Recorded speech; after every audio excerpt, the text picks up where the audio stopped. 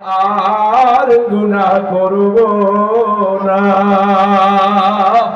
এ যুবক ভাইরা, আমার মাওলা বড় দয়ার মাওলা। আমার মাওলাকে যদি ডাক দিতে পারো, আজকে দুনিয়ার নেতাদের পিছনে তুমি আমি দৌড়াই। দেখো না, নেতারা কর্মীদেরকে ধুইয়া ভাইগা যায়, পলাইয়া যায় নিজেরা বাঁচার জন্য, নিজেকে নিজে রক্ষা করে, বাকি লোকদের কোনো খবরও রাখে না।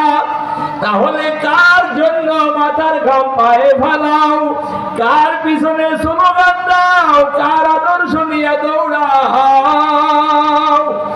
আমার মাওলার জন্য পাগল হও, আমার নবীর আদর্শ বাস্তবায়নের জন্য পাগল হও।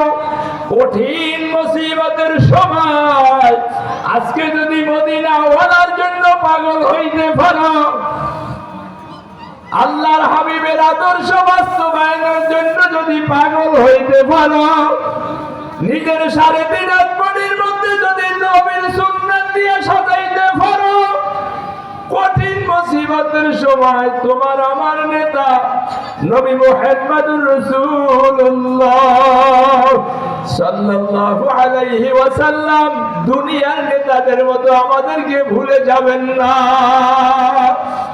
হাসরের ময়দানে আমার আল্লাহ যখন আহকামুল হাকিমিন হয়ে বসবেন, বান্দাদের হিসাব নিকাশ নেওয়ার জন্য 1 লাখ বা 2 লাখ 24,000 পয়গম্বর নিজের উম্মতের কথা ভুলে যাবে। মালিক কখর নাম ধারণ করে বসবেন হিসাব নিকাশ নেওয়ার জন্য। কোন পয়গম্বর পর্যন্ত কাছে গিয়ে কথা বলার সাহস পাইবে না। সব পয়গম্বররা বলবে নফসি নফসি, আল্লাহ আমাকে বাঁচান, আল্লাহ আমাকে বাঁচান। গোটা হাসরের ময়দান সব মানুষগুলো বলবে নফসি নফসি। এ যুবক ভাইরা, যদি নবীকে নেতা মানতে পারো, নবীর রঙে যদি রঙিন হইতে পারো, ফায়দা কিরে দোস্ত শোন। আল্লাহর হাবিব এক কোণায় সিজদায় পড়ে কাঁদবে, রব্বি হাবলি উম্মতি, রব্বি হাবলি উম্মতি।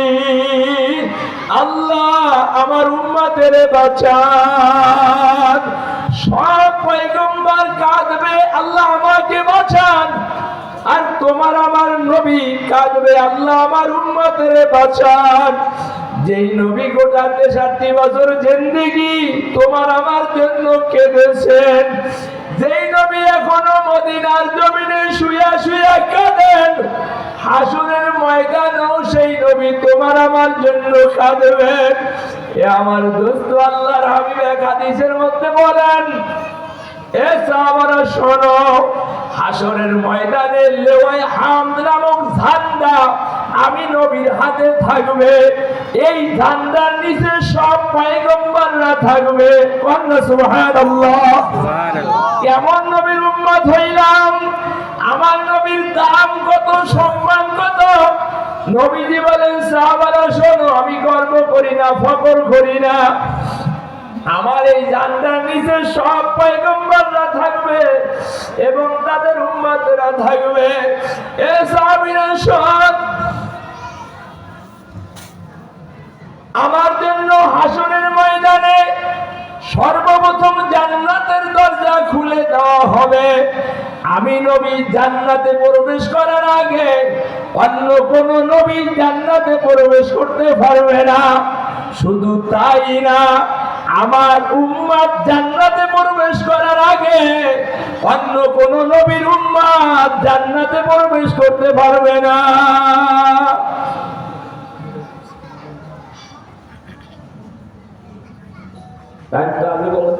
আমি তো তৈরি। আমার ভাইয়েরা, নবীজি বলেন, সাহাবীরা শোনো, আমার জন্য জান্নাতের দরজা খুলে দেওয়া হবে। আমি সর্বপ্রথম আমার গরিব মুমিন উম্মত গুলো নিয়া আমি সর্বপ্রথম জান্নাতে প্রবেশ করব। এ আমার যুবক ভাইরা,